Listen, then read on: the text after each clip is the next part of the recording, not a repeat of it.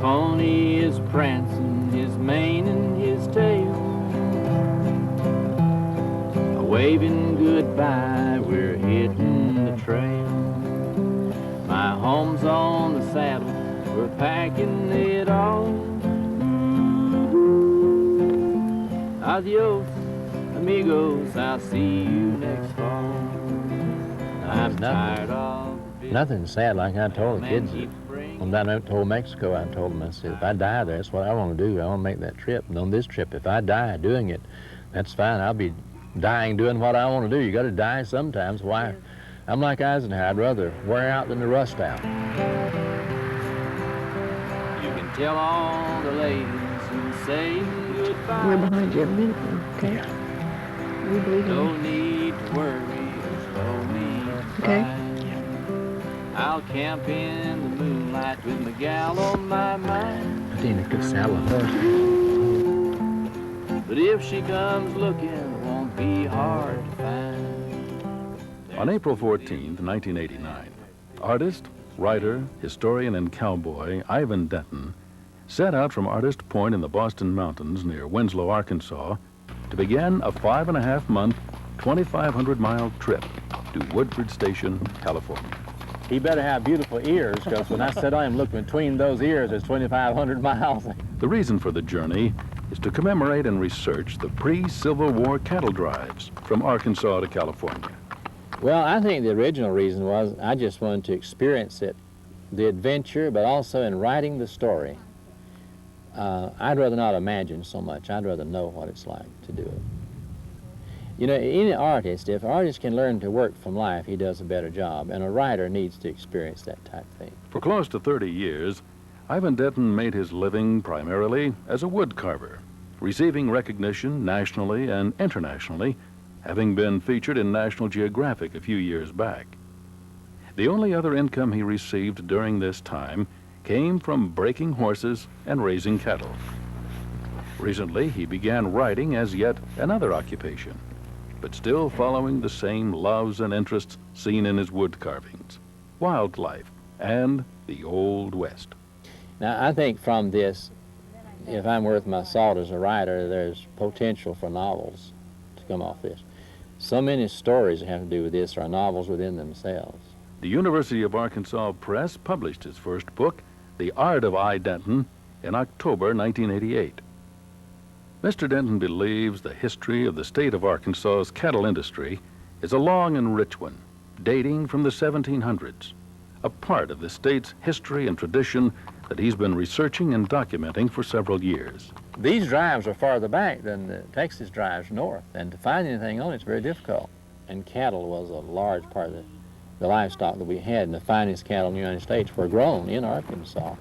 See, we were predominantly prairies in the old days before we logged and ruined. Even up in northwest Arkansas was prairies. Even though I'm just a drifting cowpoke, I'm a millionaire, although I may be broke. Miller Williams, a renowned writer and poet himself and director of the University of Arkansas Press, met Mr. Denton a few years back along Scenic Highway 71 while he and his wife were experiencing car trouble. We rode in their car as they followed us all the way into Fayetteville to be sure that we were properly taken care of. And as we drove along, I saw a book of slides of carvings, wood carvings, and realized that I was in the car of Ivan Denton. I didn't have to be told who Ivan Denton was. As I began to look through the carvings, I realized that we had a book. It was his idea that he might saddle up and follow the trail and actually see what they went through, what rivers they crossed and what deserts they survived. So he did. Ivan, where are you this morning? During the over 5-month journey, Walt Krieger and Alan Wilburn of the University of Arkansas Press staff documented Ivan's progress, assisting whenever they could and relaying messages to and from family and friends by letters and phone. And my previous route now I'm going to have to change. I was going to swing up north of Laramie that way and maybe along where the interstate goes, but that's Red Desert. He says won't really They suit. just sent us this here. This is a report about Ivan on the trail. His wife and daughters believed in Ivan and his dream. They supplied much-needed love and support during the journey, adding to Ivan's determination to see his dream come true. A dream not just for himself, but for people everywhere to understand the important role the state of Arkansas played in the development of this country and its Western heritage. I thought as I get on these trail drives and following on this ride, people keep saying, why do you do that? Well, to learn what our forefathers did, to see what kind of stock we came from. Some of those drovers came from North Carolina, same as I did. Some probably come from your country. One was from Pennsylvania. Well, it teaches us that we can succeed in what we want to do. A negative thought ain't worth anything. And it's a positive thing to do, a positive thing to remember, and it reminds us of our roots, our pioneer roots. Yeah, he really likes apples. Of course, it's good for him, good tonic, and there's some energy in apple. The other partner in this journey is, of course, Lad, a full-blooded Arabian horse. Though physically smaller than many other horses, even other Arabians, Lad proved that bigger doesn't necessarily mean better. But Lad would just, if he drank in the morning, he wouldn't drink again until noon and again at night. It didn't matter if you stressed him, if he'd been galloping, running, if you'd stop by a creek, give him a drink, he would pay the water don't mind and start nibbling the grass. He was not stressed. What he would do, he would cut up when he got a chance, you know. He'd find things to snort at. I gotta let the world know I'm a little Arabian horse. He'd arch that neck and snort and make me so mad with it. 'Cause they don't make cowboys, no they don't. They don't make them like they used to do. Keeping a journal along the way, Ivan would send portions back to the University Press periodically. From the people along the way, he discovered new facts and stories about the drovers, those Arkansas cowboys working their herds toward the land of gold, California. When I come back, as we were driving through there with Rose, my pickup, I says, you know, I can tell you almost exactly where the Cherokee Trail goes now. I have learned from this ride almost exactly where it went across Wyoming. Welcome home celebrations were held at Artist Point, Ivan's point of departure, and on the square in downtown Fayetteville.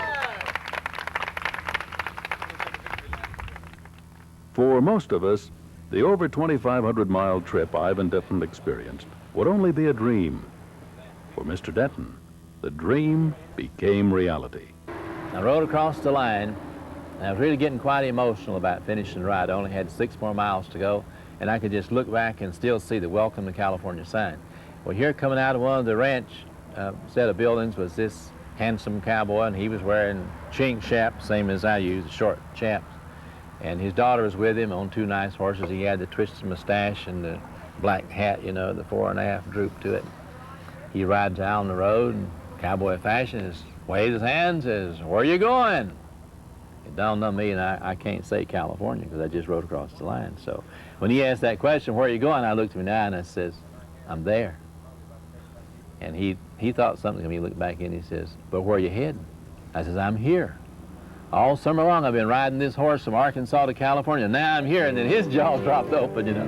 All of the cowboys have gone, and the trails are dim where they've trod. Concrete and steel is our master. Tell me, how will we ever find God? Concrete and steel is our master. How will